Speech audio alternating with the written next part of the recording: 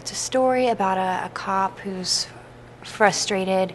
He's trying to get his job done. He's a really good man. He's coming up against problems with the police force, and the city decides to hire a private corporation to help the police, and he becomes entangled with the owner of the company, who turns out to be this mischievous character who has some hidden agendas.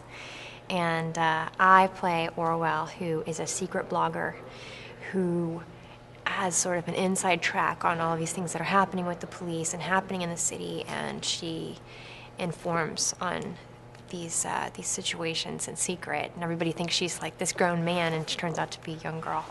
He's a good man. He's a hero, and he's a superhero without superpowers, which I think is really exciting, because he ends up getting involved with this group of ragtag carnival performers who actually are expert thieves, and they train him to become the Cape. So Vince becomes the Cape through their training.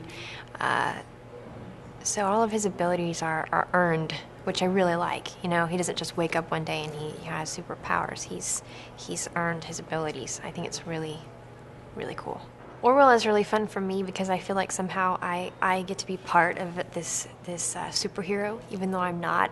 I'm like his sidekick, I feel. Not only is she a girl, but she's a young girl. She's not getting necessarily the respect that she deserves. She's really, really smart, and maybe too smart for her own good. I think she gets tangled up in these situations and thinks she can take on the world. When I read Orwell, obviously it was a role I was dying to play. I love this girl. I love to see girls that are empowered and that are fun and really take charge and are a true force in the story. And she dives in right from the beginning.